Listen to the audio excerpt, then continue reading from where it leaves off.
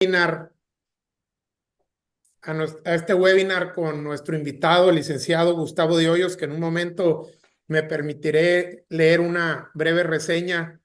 Es imposible hacer una breve reseña de Gustavo con tantas situaciones y tantos logros que has tenido, Gustavo, ¿no? Sobre todo en el sector empresarial, pero trataremos de hacer un breve resumen ahí de tu trayectoria y muchas gracias por haber aceptado esta invitación para platicar con clientes y amigos de nuestra firma de RBS, ¿no? En cuanto a pues, lo que está sucediendo hoy día en el tema de la reforma judicial. Creo que hay demasiada información en todos los medios, en los cafés y hoy por hoy creo que no entendemos a ciencia cierta en dónde estamos parados y qué es lo que sigue en el tema de la reforma judicial, ¿no? Y qué es lo que va a suceder y toda esta inquietud que existe del sector empresarial y creo que mayormente fue lo que recogimos de nuestros clientes y amigos y por eso quisimos hacer este webinar con alguien pues tan actualizado como tú, Gustavo, hoy día en la Cámara de Diputados. Ya comentaré un poco al respecto. Y de la misma manera, pues el tema de la reforma fiscal 2025, de igual forma, en medios empezamos a escuchar que viene una reforma fiscal altamente recaudatoria y para nuestra mala fortuna siempre acaba en lo mismo, ¿no? En la misma base tributaria, con una mayor fiscalización, con tratar de llevar al miedo a los contribuyentes, a los empresarios y a veces con otro tipo de impuestos y algunas alzas, ¿no? Entonces, esa es la idea, Gustavo, una charla. La intención es que los que estamos aquí participando en este webinar, a través de la sección de preguntas y respuestas que está aquí en la parte inferior, puedan estar haciendo las preguntas que consideren y nos ayudes tú a estarlas contestando o bien nosotros mismos ayudarte en la lectura y tratarlas de resumir. Espero que haya muchas preguntas al respecto, ¿no? Entonces, pues muchas gracias otra vez a todos por acompañarnos y Gustavo, otra vez gracias a ti por la consideración de tener esta charla con nosotros. Estimamos que sea una charla alrededor de una hora y más las preguntas que se puedan llevar a cabo. Así que ahora sí que sin mayor preámbulo me voy a permitir leer una breve reseña del licenciado Gustavo Hoyos Walter. Gustavo es licenciado en Derecho por la Universidad Autónoma de Baja California y en Administración de Empresas por CETIS Universidad, donde obtuvo con honores los grados de especialidad y posteriormente maestría en Derecho Corporativo Internacional. Trabaja como director general de la firma de servicios legales de Hoyos Avilés, con operación multirregional en México y participa como accionista en empresas de proveeduría industrial. Fungió como presidente del patronato de la Universidad Autónoma de Baja California y previamente como el primer presidente de la Fundación UABC. Ayer tuvimos asamblea y estuvimos ahí con el rector y te recordamos con mucho aprecio ahí, Gustavo. Gracias. Inició sus actividades de liderazgo comunitario, cívico y empresarial en Mexicali, Baja California, donde encabezó el Consejo de Desarrollo Económico, Coparmex, y el Consejo Coordinador Empresarial de esta región. Fue presidente nacional de la Confederación Patronal de la República Mexicana del 2016 al 2020, siendo reelecto siempre de forma unánime, sindicato en el que previamente ocupó diversas posiciones de alcance regional, nacional, algo nunca antes visto en la Coparmex. Se desempeñó como consejero nacional del Consejo Coordinador Empresarial, fungiendo como integrante de la Comisión Ejecutiva y miembro del Consejo Consultivo para Negociaciones Internacionales, que representó al sector empresarial de México en la concertación del TEMEC con Estados Unidos y Canadá. Espero que te aprovechen ahora, Gustavo, otra vez en este nuevo proceso.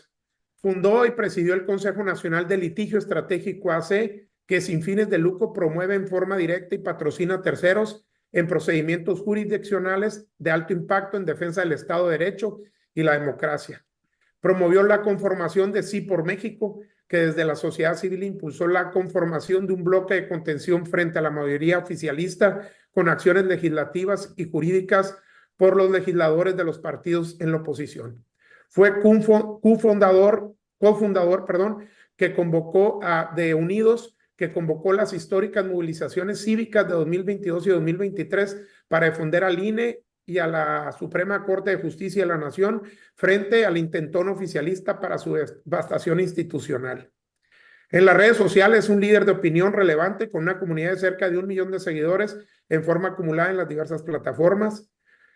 Publica regularmente en los periódicos El Financiero, El Heraldo y los diarios regionales de Organización Editorial Mexicana, así como los portales de Sin embargo y Expansión Política. Con frecuencia escribe como articulista invitado en los diarios Reforma, Excelsior y El Universal, así como en El Economista. Su columna Punto de Referencia se publica cada semana en diarios regionales de gran influencia como El Informador de Jalisco, el Diario de Yucatán Peninsular, en Noroeste, Sinaloa y el periódico AM Noticias del Bajío. En 2020 fundó y actualmente preside Alternativas por México, movimiento que identifica, forma y vincula a líderes sociales y comunitarios para detonar su potencial de incidencia en la construcción de un México ganador para todos. Actualmente diputado federal en la actual legislatura. Y Gustavo nació en Monterrey, Nuevo León, lo presumimos que es de Baja California, en 1966 y creció en Mexicali, Baja California. Está casado con la empresaria, activista y escritora Argelia Núñez García y es padre de Ana Lucía, Gustavo, Luis Fernando y Karina de Hoyos. Bueno, Gustavo, lo que te decía, una amplia trayectoria en el sector empresarial y ahora como legislador realmente nos imprimes mucha esperanza de que de alguna manera con tu voz podamos hacer las cosas diferente ahí. Así que por favor, Gustavo, adelante y aquí estamos atentos a la charla contigo. Muchas gracias. Antes que nada, muy buenas tardes a todas, a todos. Gracias a los socios, a los integrantes de RBS y compañía por la invitación y celebro que además de sus tareas de asesoría, de consultoría que tienen ya muchas décadas, tomen el tiempo para organizar este tipo de eventos donde se convoca a los clientes, a los amigos de la firma, que creo que también de esa manera se cumple con una gran responsabilidad que tenemos quienes brindamos servicios profesionales. Así es que gracias Raúl, gracias a cada uno de los socios por la invitación. Y si les parece, empiezo abordando el tema de la reforma judicial y dejo en un segundo momento, no porque sea menos relevante, sino tal vez por el tracking que están teniendo en el momento, algunos comentarios sobre la hipotética reforma, diría yo, hacendaria que podría darse incluso el año próximo, no solamente una reforma fiscal tradicional como la hemos conocido. Miren, para referirme a lo que hoy en día ocurre, a los efectos, a los síntomas que estamos viendo de la reforma judicial, es imposible hacerlo sin hablar un poco en términos cinematográficos de la precuela, es decir, de cómo llegamos hasta aquí. Y bueno, es evidente que en el sexenio anterior se fueron sumando una serie de desencuentros entre el Poder Ejecutivo Federal, entonces encabezado por el licenciado López Obrador, y el Poder Judicial. Se fueron acumulando, tal vez yo rescataría tres momentos que probablemente marcaron esta decisión de ir a hacer la llamada reforma judicial o el plan C, como lo conocen algunos. Tal vez, insisto, aunque son muchos hitos, destacaría, por un lado, una serie de suspensiones que dio la Suprema Corte de Justicia y los tribunales colegiados a decisiones del Poder Ejecutivo.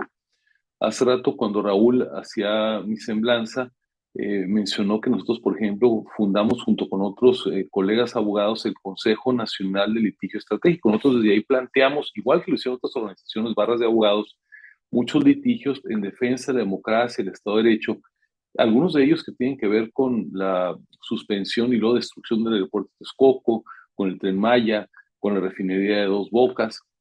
Y esas suspensiones que dio la Corte y que paralizaron por momentos proyectos estratégicos del Ejecutivo que dieron incluso algunos en reformas después constitucionales, pues no pusieron muy de buenas al régimen y especialmente a quien era presidente en ese momento. Entonces se fueron acumulando ahí las piedritas.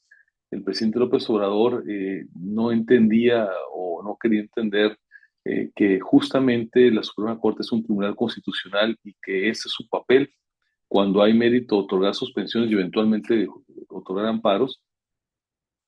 Después hubo, la intentó, no se recordarán, de prorrogar el periodo del ministro Saldívar, quien en ese momento, presidente de la Corte, cercano, en la confianza del presidente, y se hizo un gran movimiento para evitar que se diera esta continuidad, esta ampliación del periodo cambiando la Constitución. Ahí yo diría fue un segundo momento donde se marcó la suerte de la reforma judicial. Y bueno, no es casualidad que el entonces ministro Saldívar, el entonces ministro presidente, hoy sea quien encabece el comité de evaluación del Poder Ejecutivo. A ver, no es una casualidad, evidentemente ahí se fraguó algo de ese momento.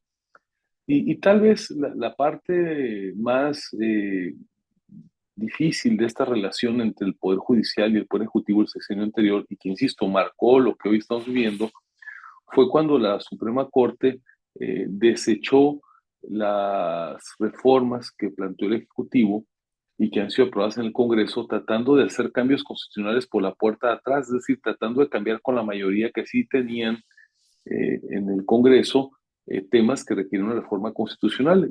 Ahí ustedes recordarán fue el tema del INE, por ejemplo. Aquella movilización que mencionaba Raúl de Yo defiendo el INE fue justamente para poner ante el conocimiento del Tribunal Constitucional de la Suprema Corte estas reformas legales que ciertamente eran contrarias a la Constitución. La Corte y los tribunales colegiados que conocían estos asuntos se fajaron muy bien y bueno, esto terminó de generar un mal estado de ánimo en el Poder Ejecutivo. Ustedes recordarán que en ese momento, en esas circunstancias, se dio el retiro, la renuncia de quien era presidente, el ministro Saldívar, sube la ministra Norma Piña a la presidencia de la Corte y asume con mucha fortaleza, a lo mejor no con mucha pericia política, pero sí con mucha decisión el papel que le correspondía al Poder Judicial como contrapeso. Y entonces se empiezan a suceder una serie de eventos que ya para llegar a la campaña electoral de 2024, el presidente y quien es ahora presidenta lanzan, uno lanza, otro apoya la idea de un plan C. El plan C era lograr la mayoría calificada en ambas cámaras para lograr tener la facultad del régimen de hacer reformas constitucionales.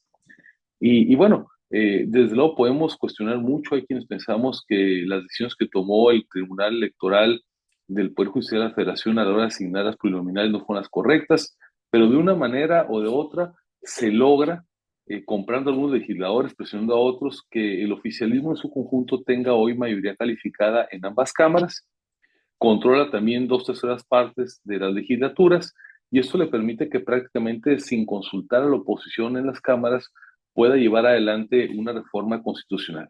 El plan C que trazó en su momento el presidente López Obrador, lo que hemos vivido en este primer periodo, quienes somos legisladores, pues ha sido esta aplanadora de llevar a cabo cada una de las 21 reformas propuestas por el presidente López Obrador con esta mayoría calificada artificial, como la llamamos nosotros, pero a fin de cuentas ahí está representada y que les ha permitido llevar adelante este conjunto de reformas. Tal vez la de mayor trascendencia para el Estado mexicano y no le resto ninguna importancia a las otras es la llamada reforma del Poder Judicial. Debo decirles como legislador, porque eso lo viví en primera persona, nuestra primer sesión como legisladores electos después de que tomamos protesta fue en un gimnasio en la Ciudad de México, en el gimnasio que se llama La Mandalera Michoa, eh, teniendo que caminar los legisladores hasta 3 horas para romper el cerco policial, en condiciones donde era imposible verificar si había quórum, si quienes estaban sentados en ese gimnasio eran legisladores o era cualquier otra persona. Así se lleva a cabo la votación en la Cámara de Origen, y fue la Cámara de Diputados de la reforma judicial. Cualquiera de ustedes puede consultar mis publicaciones de esos días en redes sociales y de otros compañeros legisladores donde estamos señalando, a ver, en palitos, en una servilleta están contando el quórum. Era nuestra primera sesión. ¿Quién identificó a los legisladores? Sepa Dios. Duramos cerca de 18 horas, veíamos que gente entraba y gente salía. Hubo un montón de emociones pidiendo que se verificara el quórum persona por persona para ver que quienes estaban ahí éramos los legisladores reales. Yo les puedo decir, claramente nos dimos cuenta que se rompió el quórum en muchas ocasiones, pero aún con todo eso, se aprobó en la Cámara de Origen, que fue la Cámara de Diputados, la reforma judicial. No valieron argumentos ni de forma ni de fondo, no valieron suspensiones que ya se habían promovido, decretado por algunos jueces de distrito, Y luego pues pasó a la Cámara de Senadores, pasó prácticamente lo mismo. Ustedes recuerdan toda aquella escena, el desorden, tuvieron que cambiar de la sede principal a una sede alterna, senadores que no pudieron llegar, a otros que los detuvieron con intentos de presión, la cooptación de algunos legisladores que se cambiaron de partido esa noche. Una reforma que de forma empezó completamente desasiada y que ciertamente no pudo uno todavía asimilar que de esa manera se esté dando la reconformación más importante del Estado mexicano desde prácticamente cuando acabó la Revolución Mexicana. No ha habido un proceso de tal cambio y además sin reflexión, con estas deficiencias. Hoy mismo, si se estuviera cumpliendo con el Estado de Derecho, todo lo que está ocurriendo en los comités de evaluación no podría estar ocurriendo. Hay decenas de suspensiones que están otorgadas y que el Poder Legislativo, que el Poder Ejecutivo están ignorando. Entonces, a ver, no vengo hoy a hablar de lo que ya es una realidad, pero en algún momento, acuérdense de mí, eso va a tener que revisarse y eventualmente creo que históricamente tendrá que revertirse, porque es una reforma que está viciada de origen en el proceso legislativo,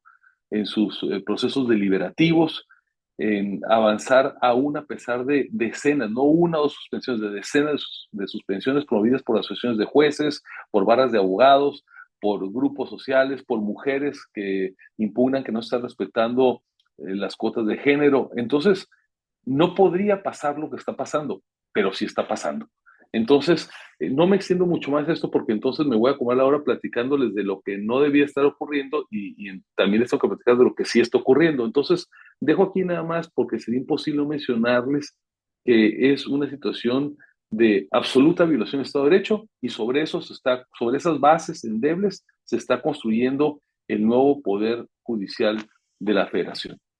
A ver, déjenme hacer un poquito algunos esbozos, algunas pinceladas de qué es lo que está ocurriendo. Seguramente en las preguntas habrá cosas ya muy puntuales, trato de dar una visión panorámica para no perderme en los detalles. Primero decirles que es un proceso que está avanzando, yo les diría, en 5 frentes distintos. Está avanzando en 5 frentes distintos porque por un lado tenemos 3 comités de evaluación que se ordenaron en la reforma constitucional, un comité de evaluación del Ejecutivo, un comité de evaluación del Legislativo y uno del Judicial, cada uno de los cuales tiene que concluir con sus postulaciones de las personas que van a competir en la elección. Entonces tenemos por un lado situaciones que se están dando en cada uno de estos frentes. Por otro lado, tenemos el INE, en el cual está tratando de organizar la elección, pidió una prórroga, no se le concedió, pidió un presupuesto, no se le concedió, y entonces tenemos una elección inédita con características nunca antes hechas por el INE, sin los recursos suficientes, con una bola de conflictos internos, muchísimas indefiniciones, que ahorita me refiero a algunas de ellas, y ese es otro frente que está en paralelo. Y finalmente, un poder electoral, un tribunal electoral del Poder Judicial de la Federación, que hasta hace algunos meses pues era un tribunal garante de la legalidad electoral. Algo pasó en el camino que se les ofreció una ampliación de su periodo. Todos van a salir del Poder Judicial, menos los magistrados del Tribunal Electoral del Poder Judicial de la Federación. Y sorpresivamente, en el momento que se introdujo esto en la reforma, 3 de 5 miembros de la Sala Superior consistentemente votan en favor del gobierno. Eh, es una realidad, describo hechos objetivos. Hasta antes de ese día, muchas decisiones se dieron en contra del Ejecutivo, de las decisiones que tomaba. Se introduce en la reforma su permanencia más allá de 2025. Son los únicos de todo el sistema judicial que se quedan y en automático 3 de 5 empiezan a obsequiar absolutamente, invariablemente, todas las resoluciones que ha emitido la Sala Superior en favor del oficialismo. De hecho, ahorita lo diré con más detalle, prácticamente perdimos al Tribunal Electoral. Entonces, esa es la realidad, digamos, que está transcurriendo mientras se pretende hacer una renovación completa del Poder Judicial. Evidentemente, esto va en contra de todas las buenas prácticas democráticas. No es casual que la asociación que reúne a la abogacía del mundo entero, las Naciones Unidas, las organizaciones de derechos humanos, las asociaciones de periodistas, todos hayan cuestionado que se trata de una vulneración del Estado de Derecho y un rompimiento del equilibrio de poderes, de los pesos y los contrapesos. Pero a pesar de todo eso, el oficialismo sigue avanzando. Entonces, ¿qué diría así como notas principales de lo que veo que está ocurriendo?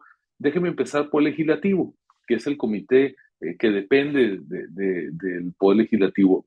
Para empezar, y aquí le estoy dando un poquito de información así a rajatabla, lo que pasó ayer o hace unas horas incluso, hice aquí unas notas para no brincármelo. En la madrugada del 16 de diciembre se publica una lista, o sea, apenas con 7,177 personas elegibles en la cuenta oficial del Senado. En la primera etapa, que es la elegibilidad, y luego vendrá una etapa de idoneidad, y luego ya vendrá la postulación. En esta primera etapa son 7,177 personas. Pasan 2 horas y en la cuenta oficial del Senado se borra la lista, la baja el Senado. A ver, estamos hablando de un proceso formal para elegir jueces y magistrados y ministros. Se publica con 7,177, 2 horas después se baja la publicación, como si fuera mi cuenta de TikTok, ¿verdad? Que ni yo lo hago. Número 3, pasan unas horas y se publica una lista distinta, pero ya no con 7,177, sino con 7,060 personas. Pasa otras 2 horas y durante la madrugada y se emite un comunicado que dicen, no se asusten, aunque nada más van 7,060, nos faltan muchos más, pero tenemos mucho trabajo, todos van a ser escuchados y va a haber otra lista para complementar la segunda lista, o a lo mejor la bajamos a la segunda y subimos una tercera. Eso pasa en la madrugada, en las cuentas oficiales del Senado, publicada por el Comité de Evaluación, y ante la presión de los que están postulándose, ante la presión de la oposición, salen los miembros del Comité de Evaluación del Poder Legislativo, que evidentemente los eligió la mayoría gubernamental, a decir, no importa que estemos fuera de tiempo, no importa que se sube y que se baje, lo importante es que todos los currículums y todos los expedientes presentados se van a respetar, se van a analizar. ¿En dónde estamos ahorita? Y estoy hablando nada más de un frente, que es el Poder Legislativo, el Comité de Evaluación. Ellos han dicho que requieren 30 minutos en promedio para revisar un expediente. A ver, 30 minutos para revisar un expediente de un ministro de la Corte, de un magistrado de circuito o de un juez de distrito. Ustedes díganme si una decisión en sus empresas de gran calado, ya no digo de un puesto de esta envergadura, nos dan con 30 minutos. Entonces, ese es el criterio que se tomó para llevar a cabo la evaluación total. Si tuvieran que haber dedicado 30 minutos por expediente, porque son una cantidad importante de documentos, cerca de 40 documentos, con 11,015 expedientes registrados, se requerían 228 días para haberlo revisado, no 20 días que fue los que otorgó el proceso. Entonces, ¿qué es lo que podemos decir? Y no lo refiero de mala manera a las personas.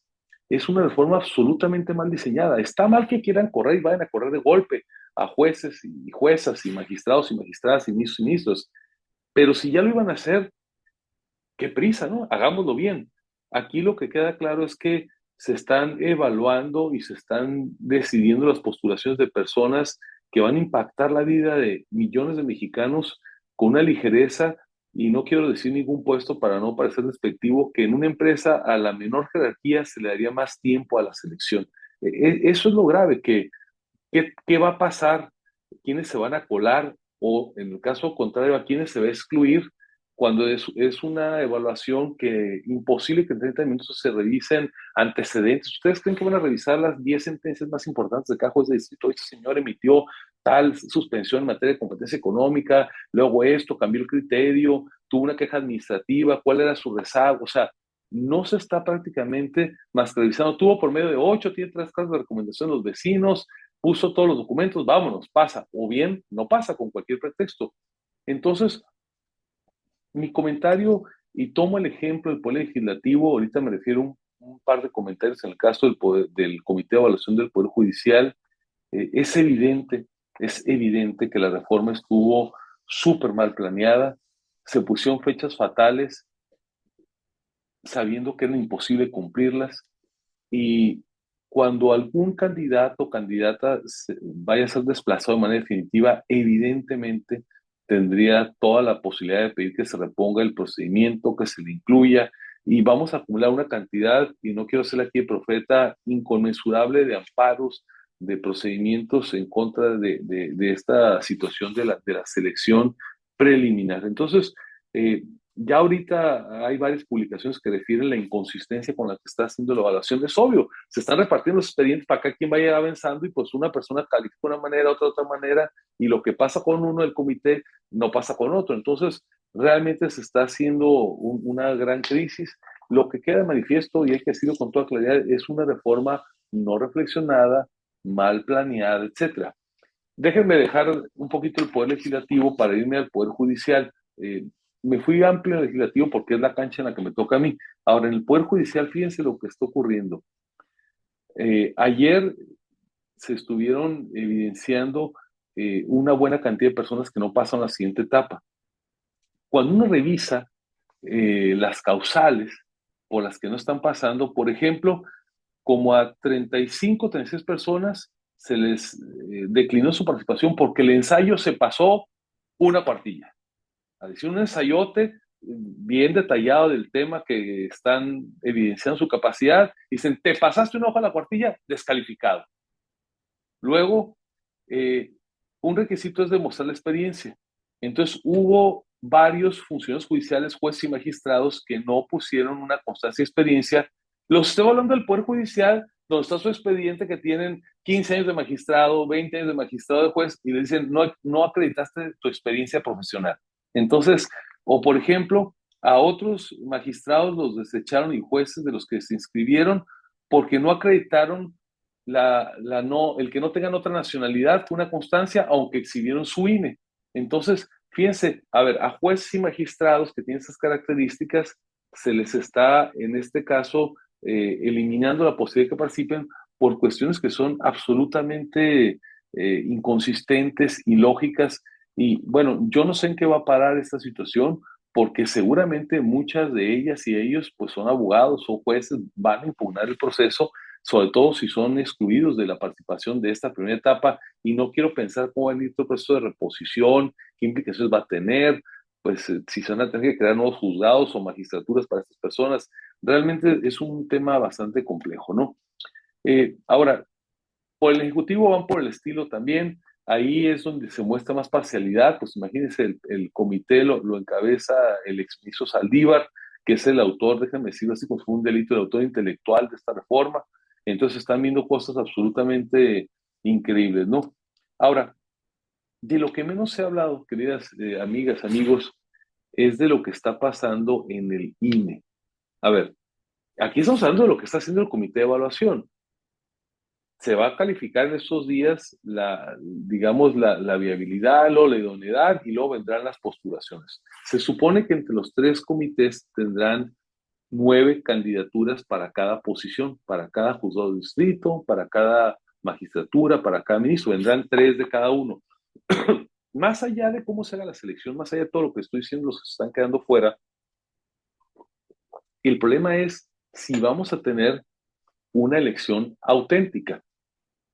En los términos electorales se habla de elecciones auténticas, perdón, pues son elecciones creíbles, ciertas, transparentes, no como las que se dan de repente en ciertos países. México tardó muchos años para tener elecciones auténticas, y la verdad es que el INE, en el paso de los años, y desafortunadamente hoy lo está perdiendo, se ganó la credibilidad de prácticamente todos los mexicanos de que las elecciones, puede haber trampas de otro tipo, pero lo que pasaba en la votación era creíble. ¿Qué es lo que hoy en día está ocurriendo?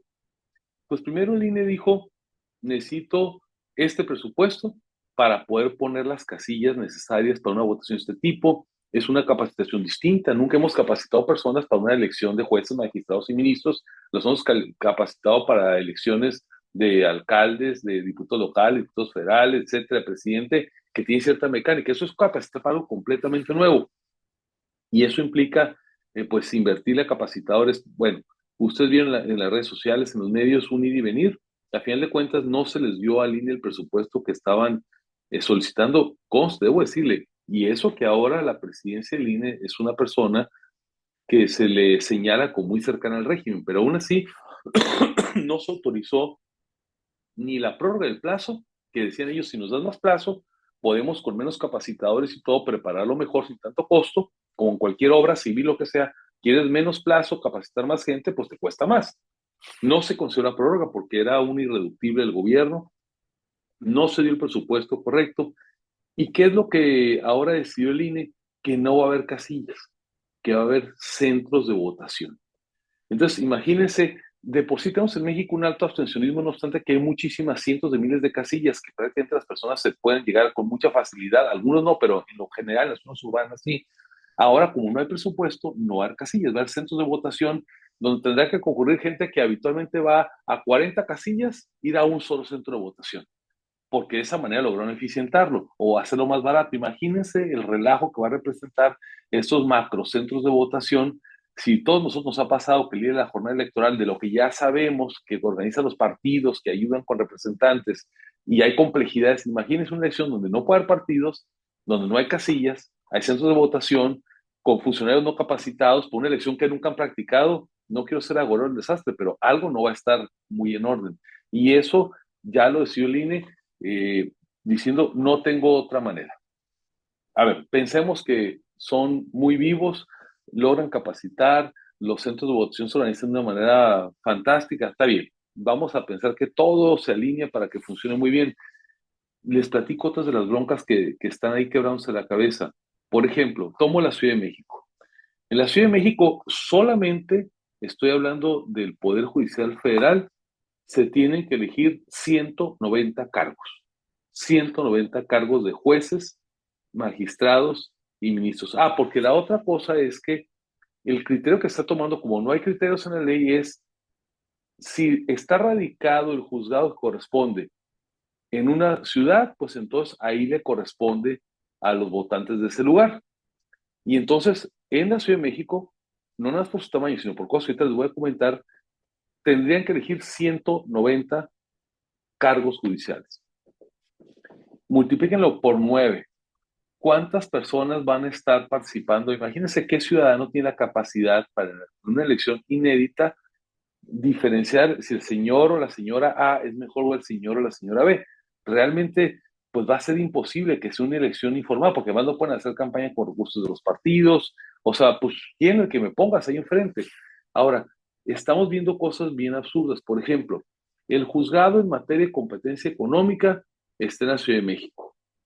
Entonces resulta que quienes van a votar para elegir al juez de distrito especializado en materia de competencia económica o en materia ecológica o en materia de telecomunicaciones son los ciudadanos probablemente de la demarcación de la alcaldía Álvaro Obregón o los ciudadanos de Iztapalapa, cuando es un juez de distrito que es especializado y que tiene injerencia en todo el país. ¿Saben qué está ocurriendo? Ciudadanos de todo el país están promoviendo juicios de amparo, pidiendo su derecho a votar, porque sabes que yo tengo un asunto de competencia económica, yo quiero votar por quien va a ser el juez, pero vivo en Monterrey o vivo en Mexicali. No, es que el juzgado está en Iztapalapa y entonces solamente los residentes de Iztapalapa van a votar por el juez especializado en competencia económica. Entonces, hay una, en materia electiva tiene que haber una asociación, por eso es que tú no puedes votar cuando es una elección normal por el senador de Campeche si es residente de Baja California. Entonces aquí, un juez que sí me va, si partimos del principio que yo tengo derecho a elegir a quienes me van a juzgar, ganar o perder, pero yo elegir, y yo estoy en Mexicali, pero un juez de competencia económica en México va a resultar electo y solamente los ciudadanos de Iztapalapa lo van a elegir, entonces ¿por qué va a tener atribuciones y competencia sobre mí?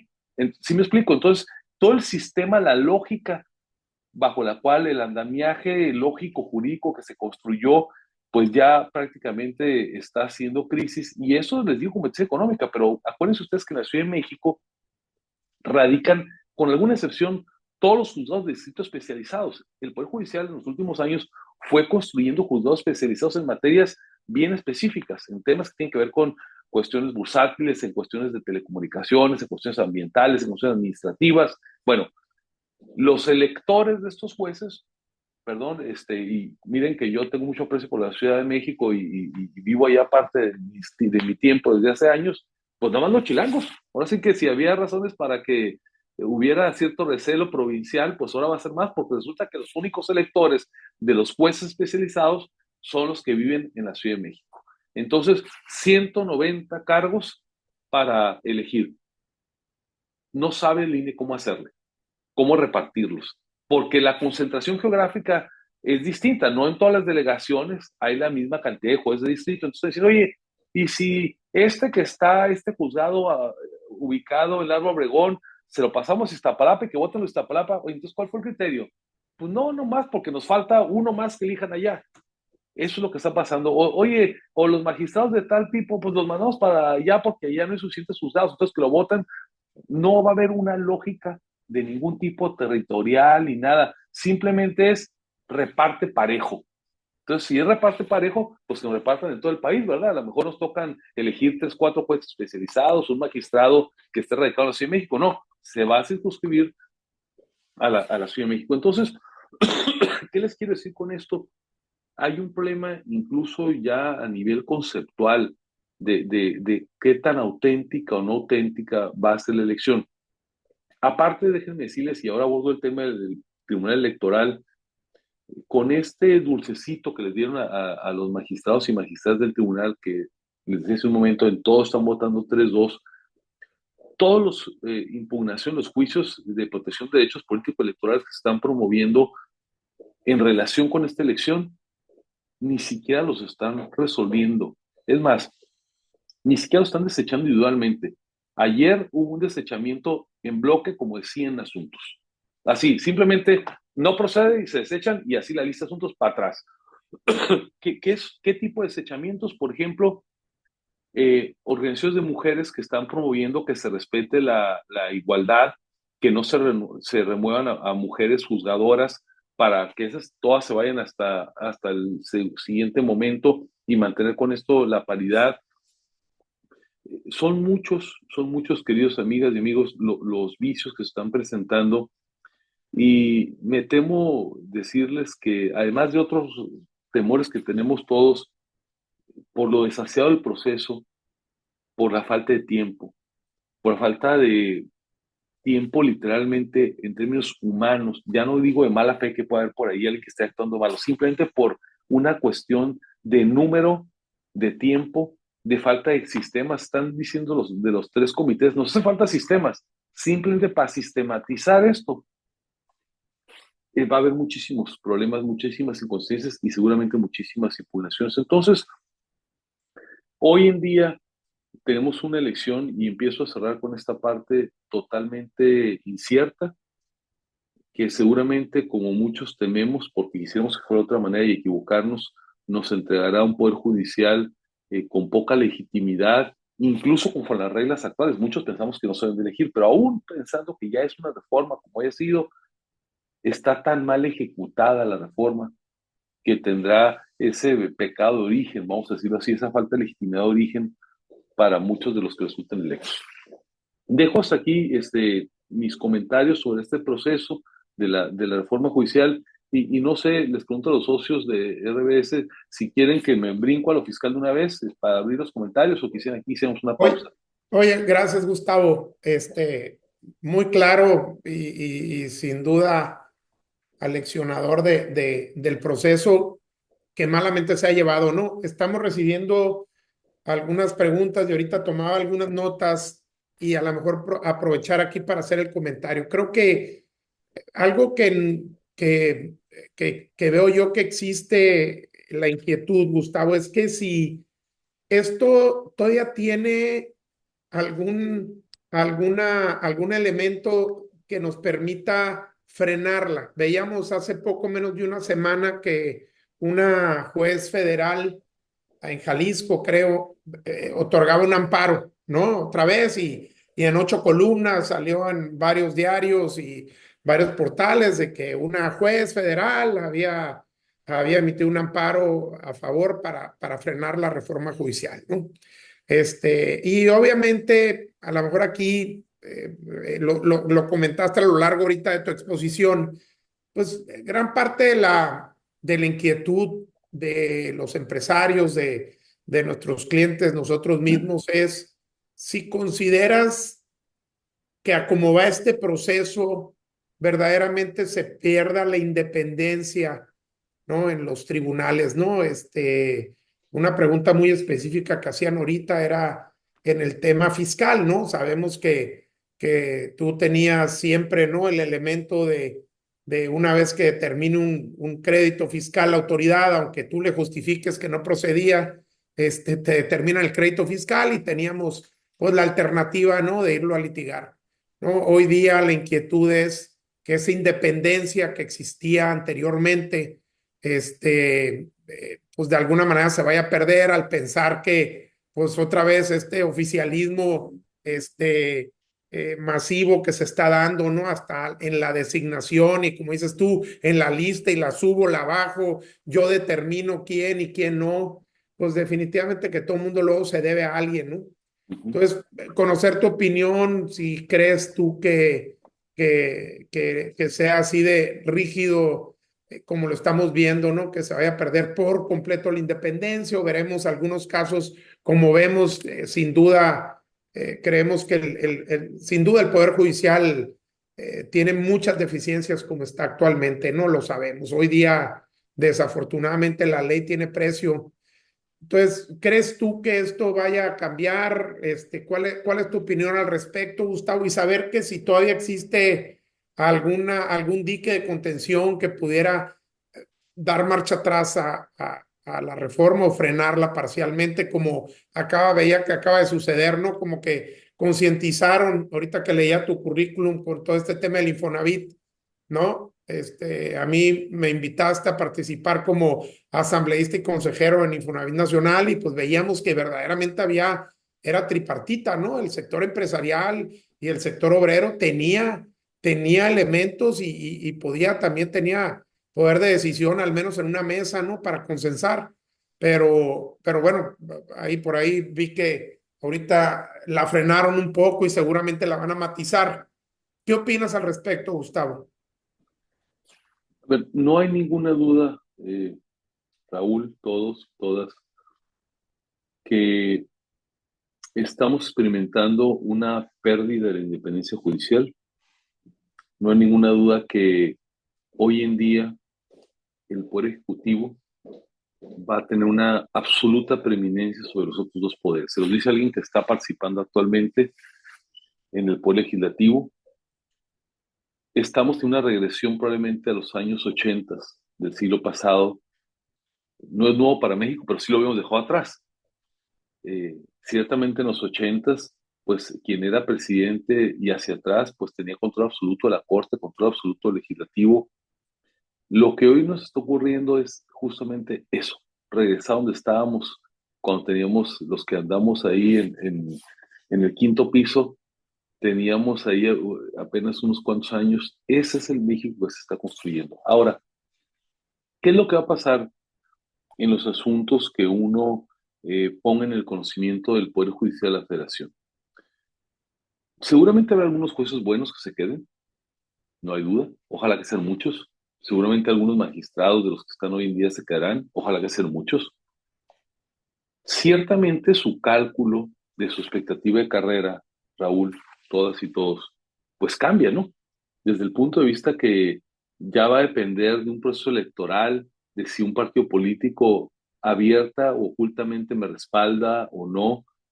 La lógica para resolver, la manera de mantenerse en la posición ya no va a ser la formación, ya no va a ser que si tengo tal índice de sentencias, lo que sea, cómo está mi juzgado en la revisión, va a ser, me vuelven a postular o no, la fuerza política que aunque no esté abiertamente con su logo, es la que domina. Entonces, va a haber un sesgo electoral partidario, hoy a favor de Morena, mañana puede ser por otro partido, pero de que estamos politizando la justicia, no hay ninguna duda. Ahora, ¿qué tanto va a inhibir que puedan los jueces de distrito, los magistrados de circuito, eventualmente los ministros de la Corte, emitir resoluciones que toquen al Estado mexicano y especialmente en el ámbito hacendario? Imposible hacer un pronóstico así absoluto, pero yo no tengo ninguna duda que vamos a ver que muchos asuntos se van a frenar.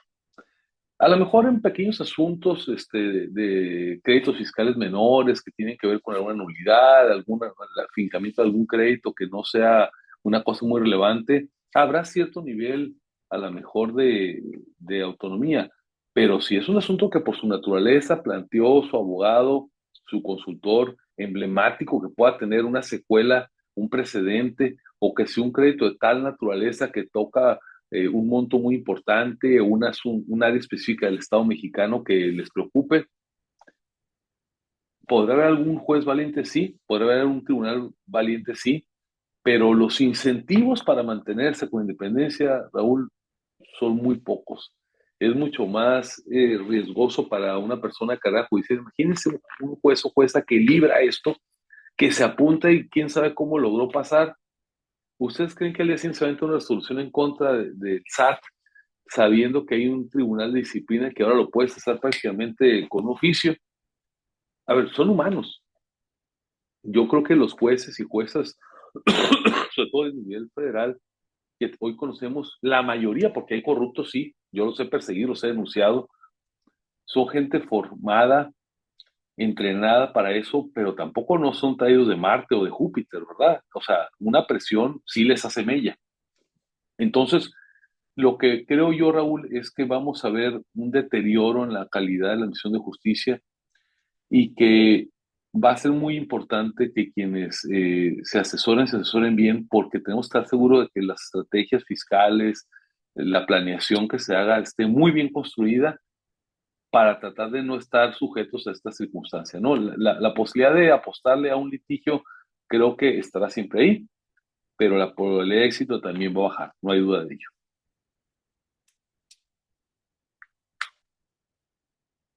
Ahora, me preguntabas, perdón, estoy omitiendo una respuesta de las No. suspensiones.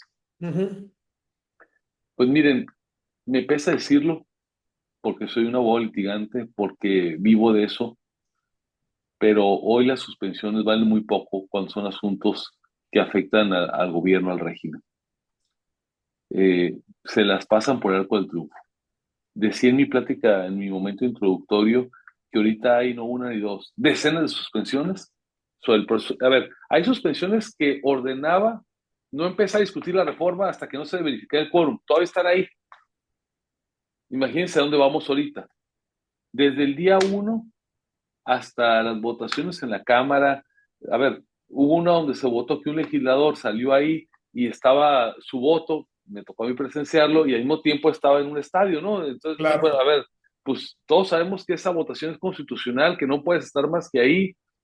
O sea, hay tal cantidad de evidencia de la ilegalidad de la forma y del fondo que las suspensiones deberían de estar deteniendo esto, pero no ocurre. Miren, ustedes saben que para una reforma constitucional se requiere el voto de ambas cámaras por mayoría calificada y luego se requiere el refrendo por parte de dos terceras partes de las legislaturas. Saben que han tardado en obtenerse a veces 2 horas la votación de veintitantas legislaturas. O sea, se está subiendo, a ver, estamos votando y abres prácticamente la Gaceta y ya está ahí, un minuto más ya está en el diario oficial y 2 horas después ya está votado en todo el estado, en todo el país, por 20 legislaturas. A ver, es evidente que es un fraude de la ley. Lo que pasa es que están pasando tantas cosas tan seguidas que nos estamos acostumbrando a que el Estado de Derecho se pueda violentar. Y aquí, obviamente, los que perdemos somos todos los ciudadanos, porque en la medida que una suspensión de un juez de distrito no te sirve, la posibilidad de defenderte ante un acto arbitrario, Raúl, pues prácticamente se va desapareciendo. Entonces, yo creo que vamos a presenciar cómo esto lo llevan adelante por ahí los hechos consumados. Hay organizaciones de jueces y juezas que tienen temas abiertos y también de algunos de nosotros legisladores ante organismos internacionales. Ojalá que en algún momento se resuelvan, pero de que van a tardar un ratito, van a tardar años en llegar a ese punto. Y entonces, quién sabe que hayamos involucionado en el Sí, proceso, claro. ¿no? Oye, una última pregunta de este tema, Gustavo, que creo que es interesante. Hemos escuchado o hemos leído algunos juristas que mencionan que si para en el tema contractual o comercial, si en los contratos es conveniente utilizar las cláusulas arbitrales, domésticas o internacionales para darle la vuelta a esta parte del Poder Judicial. ¿Qué consideras al respecto? Mira, Raúl, nosotros en la firma en la que yo participo, desde hace ya muchos años tenemos una práctica en esa materia, la recomendamos desde siempre. ya, Pero es evidente, Raúl, que no todos los asuntos pueden llevar a temas arbitrales, por cuantía o por materia. A lo mejor asuntos de empresas de cierto tamaño, no sé, operaciones internacionales, áreas especializadas, que han sido siempre como los nichos del arbitraje, eh, son más recomendables que nunca. No dudo que va a haber mucho trabajo para los árbitros, incluso en asuntos comerciales domésticos de tamaño medio. Pero si se resuelve así el 20% de la justicia, vamos a decirlo así, sí hay un 80% que tendrá que ir a los tribunales. Entonces el daño sistémico está ahí. Yo lo que recomendaría a los clientes de RBS que cada vez que hagan una operación importante, si hagan la valoración con su asesor sobre por las características de la operación, por las implicaciones que tiene, por quién es su contraparte eventualmente, qué tipo de, imagínate que tienes un contrato con un personaje muy prominente en Morena y que dices, "Uy, hijo, si nos llegamos a pelear, pues evidentemente va a haber mucha cargada por aquel lado, pues a lo mejor un arbitraje internacional no estaría mal, ¿verdad? No me atrevería a dar una solución única, pero sí recomendaría con los ojos cerrados que esta cláusula arbitral, en su caso de jurisdicción, tiene que ser valorada en las operaciones. Para decir, ¿sabes qué? Me la juego con los tribunales domésticos, normalita, o ¿sabes qué? Mejor no me la juego y le apuesto al arbitraje. está claro, está claro, Gustavo. Ok. Ujú. Gracias. Si quieres, entramos a los comentarios de la reforma fiscal. Sí, bueno, A ver si tenemos mejores noticias. sí. Miren, a ver, la buena noticia es que en principio, hasta ahorita, no parecería haber una intención por parte del régimen, y digo concretamente de la presidenta, por establecer nuevos impuestos o por aumentar las tasas. Tampoco han sido así muy específicos en querer quitar deducciones importantes. ¿Qué es lo que se escucha en el instituto que hay en la Cámara de Diputados, en las comisiones, en los estudios que nos hacen llegar todos los días oficiales de la Cámara? Pues que la elasticidad presupuestal del país ya se está colmando. Ustedes saben, y lo digo sin ninguna carga política, simplemente trato de una situación. Los ahorritos que habían quedado de otros sexenios ya se agotaron. Aprobamos en las cámaras en este periodo más dinero a los programas sociales, redujimos edades, aumentamos montos. Y entonces lo que es un hecho inequívoco es que el margen de maniobra presupuestal del gobierno federal cada vez está siendo más pequeño. ¿Qué sabemos también? Que los supuestos bajo los cuales está construyendo el presupuesto, por ejemplo, 2023, son súper optimistas.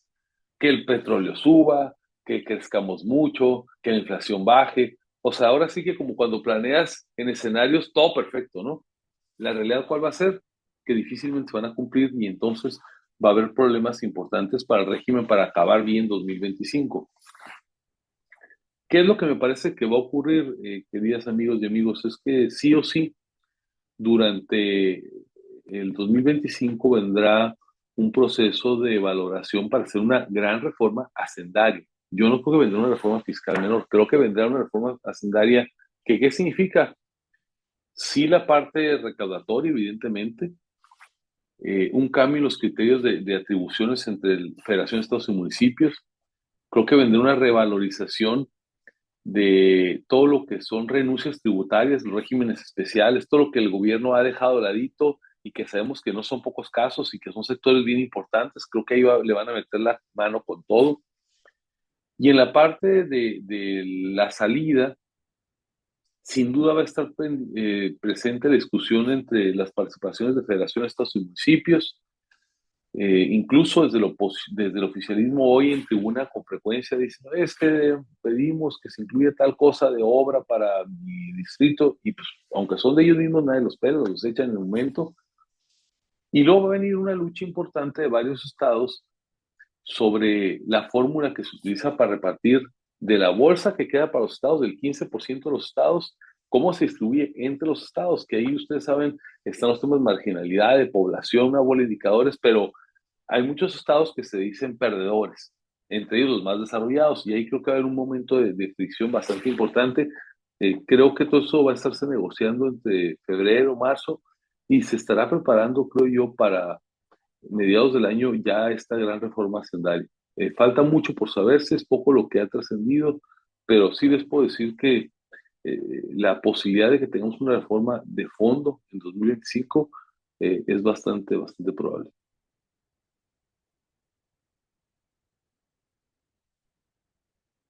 Oye, Gustavo, tú participas, tú estás en la Comisión de Hacienda, ¿verdad? Ajá, sí. Tú estás participando ahí. Este, creo que lo comentabas ahorita. Una de las preguntas de Armando Vargas, que te manda saludos aquí, socio de RBS, Hola Armando, ¿qué comenta, tal? dice, con el grado de análisis del resto de los legisladores que hemos visto hasta ahora, no, entonces no podemos esperar de ninguna manera una reforma integral realmente importante. Eh, no creo que haya, Armando, en la Cámara como tal, un grupo suficientemente numeroso, y espero que no me lo graben, porque si no me van a agarrar pampa con picayelos mis colegas de diputadas y diputados que le entiendan a fondo a esto. Lo que sí, usted lo sabe muy bien, en la Secretaría de Hacienda hay un cuerpo pues, especializado de gente en esto. La Cámara tiene también un instituto que lo acaban de renombrar, Ifigenia Martínez, que es el que hace todos los estudios fiscales, y la verdad es que no me encanta el nombre que le pusieron, lo digo con todo respeto para Ifigenia, que fue nuestra presidenta y que falleció después de poner la banda presidencial, pero pues no era una fiscalista así como para que le pusieran el nombre al instituto, ¿verdad? Le deben haber puesto a un salón o algo así, pero bueno, ahora se llama el Instituto Ifigenia Martínez. Hay mucha, hay muchos estudios más. Ya estoy arrepentido de haberles dado mi cuenta de correo porque me llegan como 30 correos diarios de estadística de ellos. Ya parece que es spam, pero a ver, si hay una capacidad importante de generación de información. Lo que hay que ver es cómo se decide la, la presidenta empujar esto. Por cierto, no es un hecho menor. Yo sé que aquí hay gente de todo el país, pero hay mucha gente de Baja California. Acuérdense que nuestra gobernadora Marina del Pilar acaba de ser electa presidenta de la CONAGO. La CONAGUA en el pasado fue un actor muy relevante. Ustedes recordarán en el periodo de Fox, de Calderón, cuando el PRI tenía un peso específico muy importante en la negociación de todo esto. Hubo momentos que incluso fue muy tirante la relación. Creo que sí o sí, porque en esto incluso en el ámbito de Morena, de los gobiernos emanados de este partido, ya hay mucha tirantez porque, y lo digo como una cuestión descriptiva, de 2018 para acá lo que hemos visto es un fortalecimiento del centralismo, donde la federación cada vez controla más, incluso los gobiernos estatales de Morena, no estoy hablando de los que son de gobiernos de la oposición, y usted seguramente tiene trato con gobernadores, con secretarios de finanzas o de hacienda de los estados, su margen de maniobra se ha ido estrechando de tal manera que tiene bien poco a dónde cortar. Entonces, es un clamor generalizado de tirios y troyanos que se revisen facultades tributarias, convenios de coordinación, regímenes especiales, renuncias tributarias, todo para encontrar un mecanismo que le dé más recursos al gobierno federal, pero también a los estados y a los municipios. Que la fórmula del 80-15-5 ya se cambie. Yo sí creo, Raúl, que es un hecho, y le digo a Armando, prácticamente consumado, que será el gran tema del 25 en el Poder Legislativo. Ahorita está esto, el plan C, ya empujaron todo lo que quieren empujar, lo van a sacar a como el lugar, tienen los votos para ello, pero en el año que viene el tema fiscal va a ser el que va a mandar, porque el gobierno requiere, sí o sí, no tiene otro margen, más recursos para poder operar, con todo lo que está dando vía ayudas sociales, ¿no? Ah, qué caray. Oye, Gustavo, y el famoso tema que cada sexenio, cada 3 años lo suben los legisladores en relación a herencias y donaciones. ¿Crees tú que es un tema que se está discutiendo o es un tema escuchándote de que esto es una reforma altamente recaudatoria? Pues sabemos que es un tema, lo platicamos tú y yo hace unos días, sabemos que no es un tema que vaya y venga a recaudar de manera inmediata, ¿no? Ujú. Pero también tiene su costo social, ¿no? A ¿Qué, ver, qué, yo, qué yo no, consideras? yo creo, Raúl, que es muy probable que venga en la propuesta, en el saque del gobierno. Ya nos han acostumbrado que un poco la estrategia es avienta dos, tres, es como cuando te dicen, oiga, pues lo vamos a matar arrancando las uñas, quitando los ojos, poniéndolo en ácido, luego que unas llenas le den un mordiscón por 5 minutos y luego lo vamos a meter en agua hirviendo y luego lo vamos a sacar y así no. Y luego te dicen, no, mejor le hago un balazo, ay, gracias, ¿no? Este, el gobierno ha empezado a operar de esa manera, entonces seguramente van a lanzar una propuesta que traiga varios temas que nos pongan a temblar para llegar a donde quieren llegar. Yo creo que el tema del impuesto a las herencias, incluso les diría, el impuesto a la riqueza, más allá al patrimonio, más allá del impuesto a la renta, va a estar ahí. Se ha puesto de moda en el mundo entero, y ustedes lo saben mejor quienes son fiscalistas consumados, esta corriente de que hay que grabar la riqueza como tal, ponerle un mínimo al patrimonio y estarlo grabando. De hecho, aunque parezca el mundo al revés, está hoy en los lineamientos de la OCDE, o sea, en los lineamientos, no lo estoy diciendo de allá del Pacto de Sao Paulo, en la OCDE, tratando de los gobiernos de los países grandes, así sean capitalistas, requieren más dinero, entonces es como una megatendencia encontrar de dónde chuparle. A ver, en mi mismo grupo parlamentario hay colegas a los que respeto mucho y colegas también diputadas que plantean hay que grabar con impuestos de lujo a yates, aviones, a cualquier cosa que signifique riqueza, ¿no? Entonces, a ver, mi pronóstico es que van a ir por una reforma de fondo, es una reforma que difícilmente va a traer impuestos indirectos muy elevados, no se van a meter con IVA, pues no se van a disparar en el pie en materia electoral, se van a meter a impuestos como eso de la renta, eh, van a meterse con derechos, evidentemente, van a necesitar y querer como el lugar aumentar la recaudación para tener un poco de margen para lo que ya trae comprometido el gobierno federal y poderle transferir a los estados. Y creo que digamos, en el planteamiento van a venir una serie de distractores que toquen a medios de comunicación, a concesiones, que toquen temas ambientales, evidentemente el patrimonio, las herencias, y que entonces a la hora que te quiten esas cosas, digamos, ay, bueno, pues nomás nos subieron 5 puntos del ICR, ¿no? No pasa nada. O sea, muy probablemente, como el chiste de mal gusto que les platicaba, es lo que vamos a ver. Pero si te dejas, Raúl, sí te lo ponen. Entonces, ¿qué le recomendaría yo, no como diputado, sino como también asesor que soy? Pues no se puede correr ningún riesgo, ¿no? El que no quiera correr riesgo, pues prepárese, porque como dice el clásico, y si sí, y si resulta que ya entrados en gastos, dándose cuenta que no, o sea, recuerden que hoy el oficialismo tiene mayoría calificada, no requiere un solo voto de la oposición. Si ellos dicen mañana vamos a aumentar el ICR al doble, pueden presentarlo en la mañana en la Cámara de Diputados y en la tarde está aprobada de senadores. O sea, de esa, porque tienen la mayoría absoluta en todas las comisiones, en todos los órganos de gobierno, el control del diario oficial. O sea, literalmente podrían pasarnos una reforma fiscal en un día. Entonces, no podemos correr riesgos. Yo les diría a cualquiera que nos escuche, si quiere salvaguardar su patrimonio de alguna locura que puede llegar, no digo de quién, pero puede llegar, pues más vale tener a salvo cualquier riesgo y de tener debidamente estructurada una estrategia patrimonial y fiscal, ¿verdad? Me parece, ¿no? Oye, Gustavo, por último, si te parece, estoy Sí, tratando de resumir algunas de las preguntas, pero ya estamos, nos pasamos de la hora que te habíamos solicitado y sé que traes agenda. Nos hacen una pregunta y nos dicen, ¿cómo ves el riesgo a perder la propiedad privada o la libertad en pretexto de un supuesto tema fiscal? Esto pensando en pymes y personas físicas, ¿no? Que es un tema que también se ha comentado, ¿no?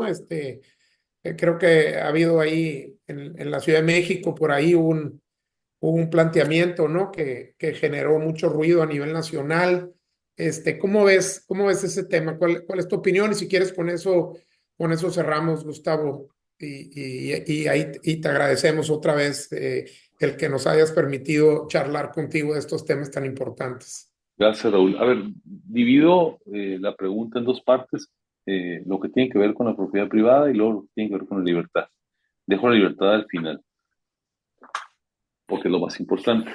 Claro, A ver, en el mundo entero, los regímenes populistas de izquierda, porque hay populismo de derecha también, aquí vamos a tener uno muy pronto, al norte, ya aprendieron, salvo a lo mejor Corea del Norte y Cuba, Angola a lo mejor, que quitar la propiedad privada, como diría Marx, de los medios de producción no es negocio.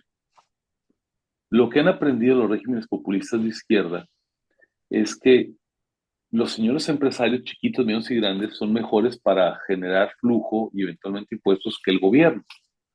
Entonces, esta tendencia de expropiar como tal, Raúl, amigos, la veo remota, no imposible, remota, al menos de manera generalizada. Sí, pueden decir, no, pues tal mineral, a lo mejor alguna cosa, pero así de manera general no lo veo.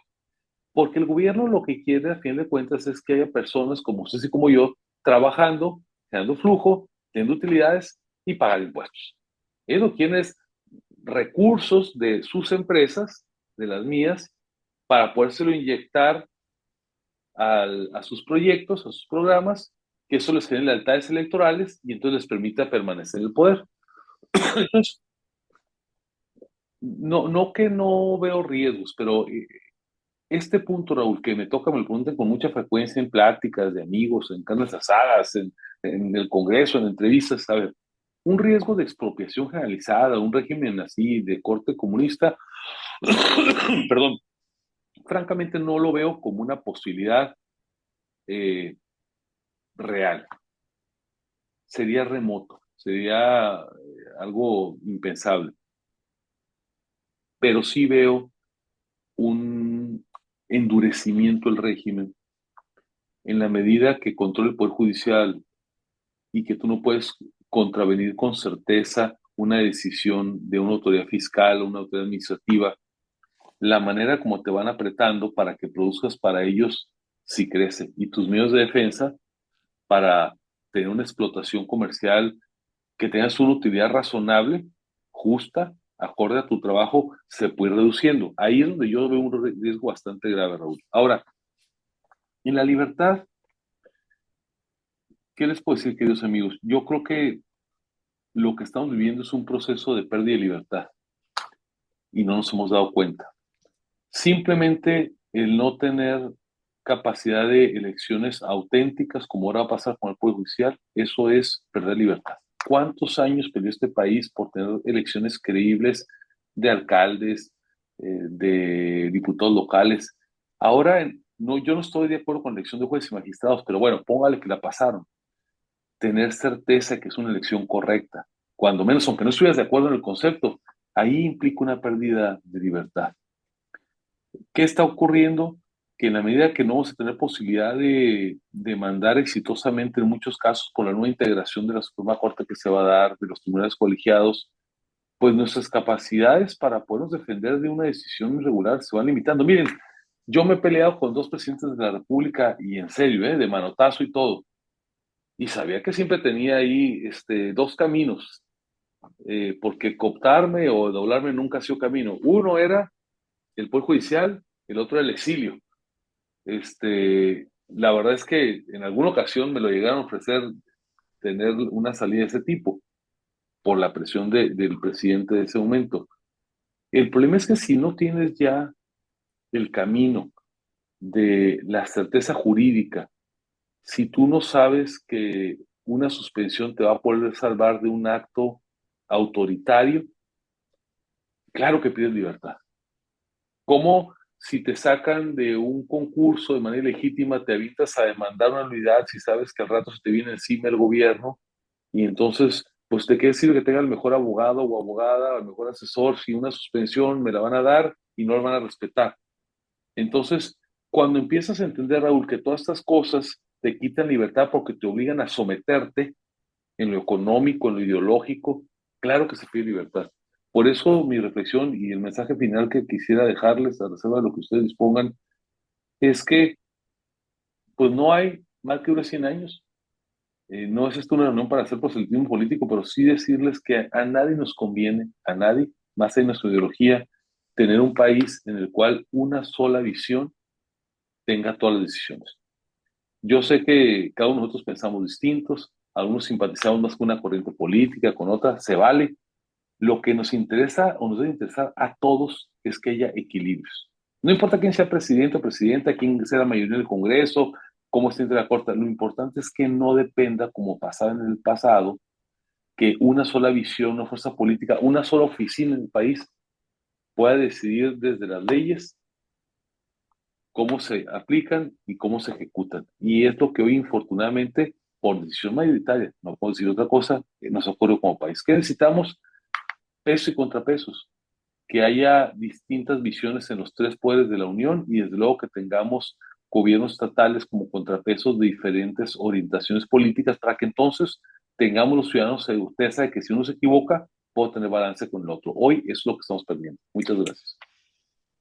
Muy bien, Gustavo. Pues mira, esos pesos y contrapesos, los que te conocemos y conocemos de tu capacidad y conocemos del amor que le tienes primero a tu estado, luego a tu país, evidentemente, ¿no? Y que hayas tomado la decisión de dejar, esperemos que por un tiempo nada más, el sector empresarial y dedicarte a estas funciones que sabemos que no debe ser fácil en el entorno actual, ¿no?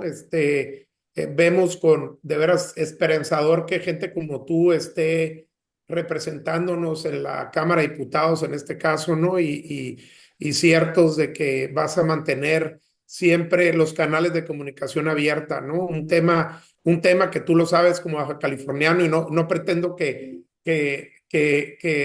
comentes al respecto, pero como sabes, está muy sonado ahorita de que probablemente no refrenden el decreto fronterizo y es un tema muy importante, pues creo que para todos los que vivimos en la frontera, porque pues ahí equilibra un poco, ¿no? Todo lo que... Déjame comentar, y perdón, ya me lo pusiste de pechito, ni modo que no le pegue jonrón.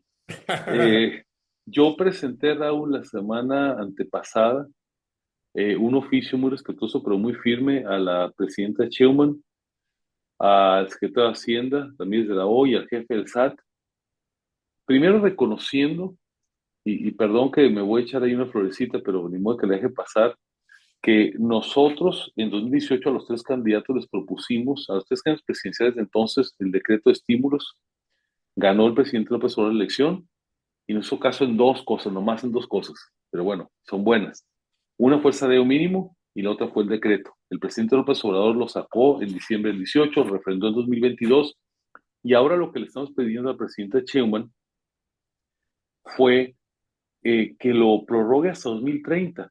Le pusimos data de por qué conviene, que le ha convenido al Estado, cómo ha mejorado la actividad económica, incluso la recaudación. Todavía no nos han respondido. Ya sabemos que a veces se quedan hasta el final, pero qué necesidad si lo pueden hacer. Y además la petición es, prorróguelo, pero todo el sexenio. A ver, pues denos 6 años de certeza. Como no respondían, la semana pasada presenté un punto de acuerdo a título individual ante la Cámara de Diputados. Ya saben que los puntos de acuerdos pues no son leyes, dicen que son como llamadas a misa, te haces, va el que quiere y el que no. Y no me pregunten por qué, porque no quiero hacer aquí el adivino, pero se dieron a la tarea los integrantes del oficialismo de que no se pudiera procesar antes de que se acabe el periodo ordinario de sesiones. Entonces ahí le dieron vuelta y vuelta. Bueno, ya soy muy terco, ya lo presenté ante la comisión permanente. Mañana se decide una comisión permanente y debiera de acordarse el punto de acuerdo, porque eso sí puede la permanente. Entonces yo lo que espero es que mañana, a ver si no me hacen quedar mal, y si no, pues es que el diablo metió la cola, pero que la comisión permanente le envíe el exhorto, ya no es mi oficio, sino de la comisión permanente a la presidenta Sheinbaum. La verdad es que la tienen de pechito. A ver, yo le estoy diciendo, es un buen programa, es de ustedes, manténgalo. A ver, Claro. se lo van a agradecer, no es un tema partidario. Bueno, hasta hace un ratito, todavía en la comisión permanente les doy aquí la primicia, me pasan ahí los informantes, que estaban los del oficialismo, le damos entrada, porque conviene o no conviene, le vamos a dar el triunfo a este señor. Ahí le están viendo, pero que estamos presionando, Raúl, no tengas dudas que lo estamos presionando. Magnífico. Pues muchísimas gracias, Gustavo, otra vez. Ya no disponemos más de tu tiempo. Gracias. Cercano a los 600 participantes en las diferentes plataformas, así que seguramente se escuchó y se escuchó fuerte. Y otra vez agradecerte ahí todo lo que haces, Gustavo, ahorita desde la Cámara de Diputados y sabes el aprecio que todos nosotros te tenemos. Así que muchas gracias otra vez por haber aceptado esta charla. Muchas gracias, gracias a RBS y compañía, y muchas gracias a todos que nos escucharon y vieron. Gracias. Hasta luego, saludos a todos, hasta luego.